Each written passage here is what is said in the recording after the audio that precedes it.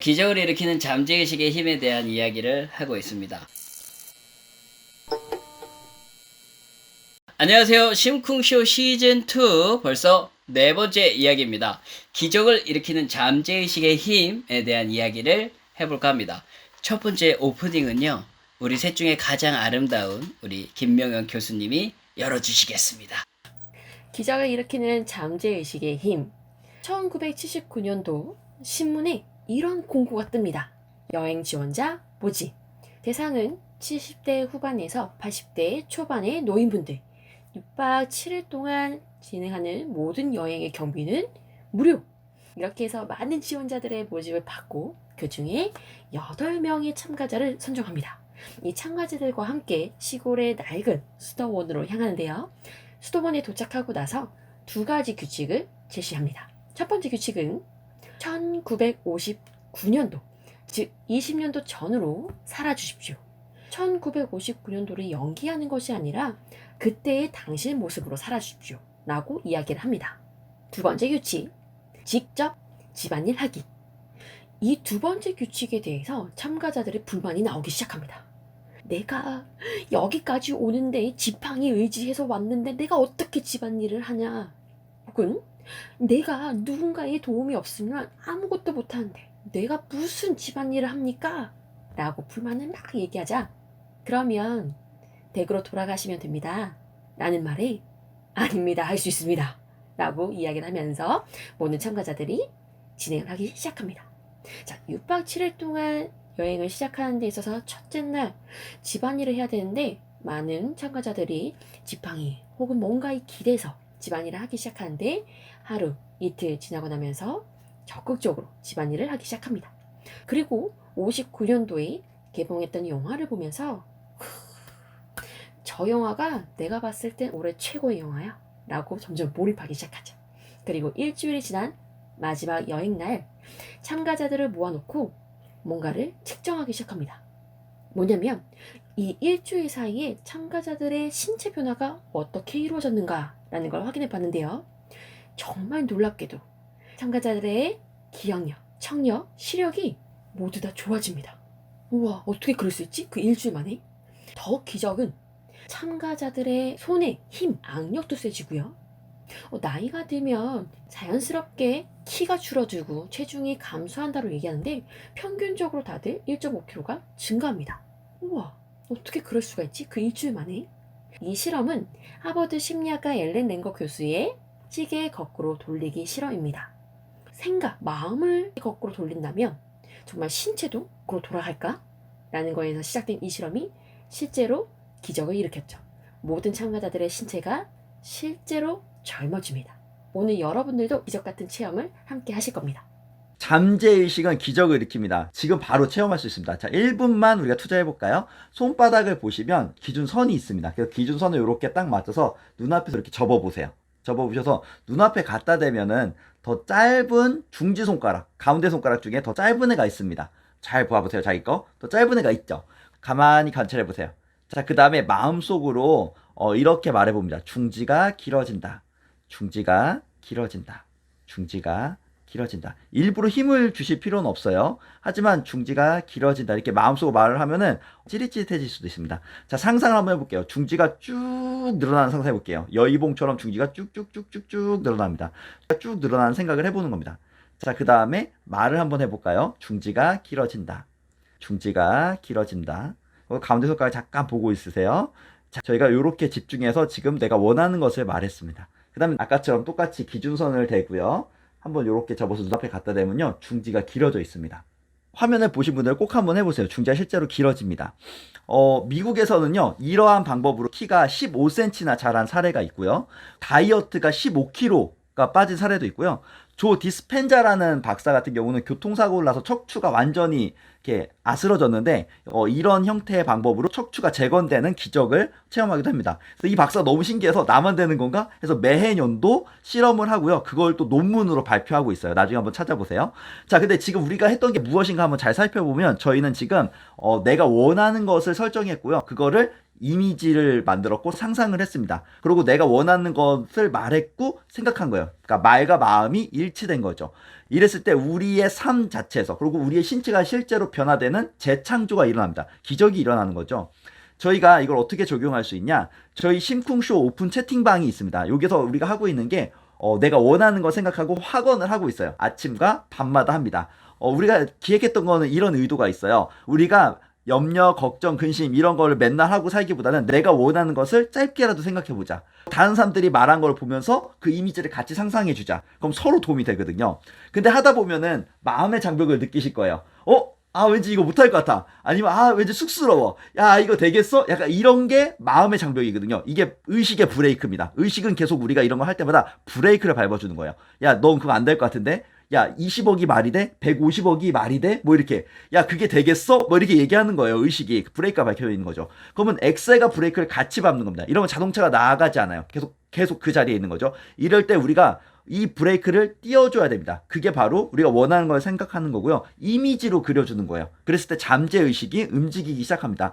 우리의 손가락이 길어진 것처럼 우리가 원하는 생각을 했을 때 우리의 현실이 재창조되는 기적들이 일어나기 시작합니다. 기적을 일으키는 잠재의식의 힘에 대한 이야기를 하고 있습니다. 저는 잠시 유럽으로 가볼까 합니다. 유럽의 가장 유명한 성지에 성지 순례를 다녀온 순례자를 만나게 됩니다. 그래서 그 사람의 사례를 듣다가 너무 놀라운 걸 알게 된 거예요. 그 사람이 가지고 있는 반지가 있는데 이 반지 끝에 나무 조각이 달려 있거든요. 근데 그거를 만진 사람들은 맹이는 눈을 뜨고 걷지 못하던 사람은 걷고 이게 치유의 역사가 어마어마한 거예요. 그 얘기를 듣고 이 친구가 아버지 얘기를 합니다. 우리 아버지가 지금 기침만 하면 피가 자꾸 나오고 병원에서는 우리 아버지가 살 수 없다고 하는데 나 우리 아버지한테 이거를 한 번만 만지게 해주는 게 소원이다. 이렇게 막 하다가 $500를 주고 그걸 빌려가지고 아버지한테 갑니다. 아버지한테 이 사실을 있는 그대로 말씀을 드려요. 아버지, 이게 성지 순례를 다녀온 사람이 가지고 있던 건데 이 나무 조각이 예수님이 십자가에 실제로 달렸던 그 십자가, 그 나무 조각으로 만들었기 때문에 만지기만 해도 치유가 일어난대요 라고 얘기했더니 아빠가 그걸 팍 뺏는 거예요. 그래 이제 나 나았다, 이제 나 나았어 이렇게 했는데, 그러고 나서 마음이 좋으셨는지 잠도 잘 주무시고 자고 일어났는데, 놀랍게 원래 아침에 이러면서 일어나야 되는데 아침에 아무렇지도 않은 거예요. 아들아, 바로 병원에 가보자. 그래서 병원에 갔는데 완전한 치유가 일어납니다. 너무 놀라운 기적이잖아요. 근데 더 놀라운 건 우리 아드님이 아버지에게 쇼를 한 거예요. 실제로 그런 순례자를 만난 게 아니라 그냥 자기가 갖고 있던 골동품 그 반지에다가 길에서 주운 나무 쪼가리를 붙인 겁니다. 그래놓고 아버지한테 거짓말을 한 거죠, 아버지께. 근데 아버지는 그것을 믿고 치유가 일어났어. 제가 이런 생각을 해봤어요. 진짜냐 가짜냐가 중요한 것이 아니라 어떤 것을 믿고 있느냐가 사실이 되고 현실이 된다라는 거죠. 기적을 일으키는 잠재의식의 힘에 대한 이야기를 하고 있습니다. 저는 강사가 정말 되고 싶었는데 강사가 될 거리가 없었어요. 일단 공부도 안 했었고 사례가 너무 없었는데 찢어지게 가난했는데 집안을 일으켰다. 이래서 강의를 할 수도 없어. 왜냐면 저희 적당히 살았습니다. 그리고 부모님이 어떤 강사님처럼 부모님이 매일 이렇게 싸우고 K1 한다고 그러잖아요. 그런 것도 없었어. 엄마 아빠 사이 좋습니다. 어릴 때 학대를 당해본 적도 없습니다.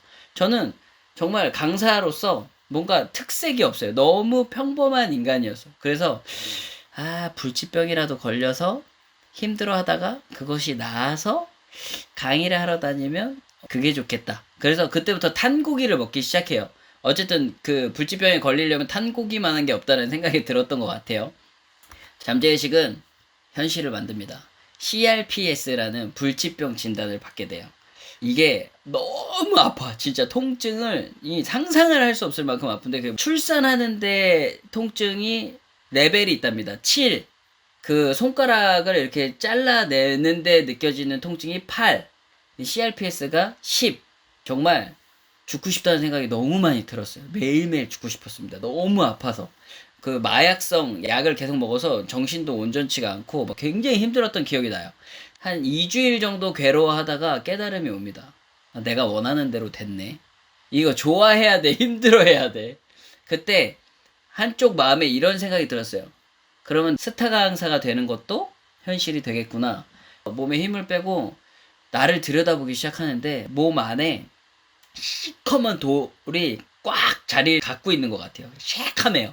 근데 그때 제가 무슨 생각을 했냐면 스타 강사가 돼서 대형 강연장에서 마구마구 신나게 강의하는 모습을 상상을 했는데 놀랍게도 그 돌이 짜각짜각 하면서 그 안에 빛이 환한 빛이 새어나오기 시작하는데 조금 지났더니 이게 확 커져서 제 몸 안이 완전히 그 황금빛으로 가득 차면서 몸이 따뜻해지는데 계속 눈물이 쏟아지더라고요. 그래서 그날 엄마 아버지를 끌어안고 엄청 울었는데 울면서 나 나았다 라는 말을 제가 했습니다. 그러고 나서 울고 나니까 몸의 통증이 어디 간 대로 사라진 거예요. 병원에 가도 정상. 너무 놀라운 체험이었습니다. 그래서 저는 그런 생각을 해봐요. 어쩌면 우리 인생에서 가장 큰 기적은 내가 무슨 생각을 하는지 모르고 살 때 말고 내가 이런 생각을 하고 있구나.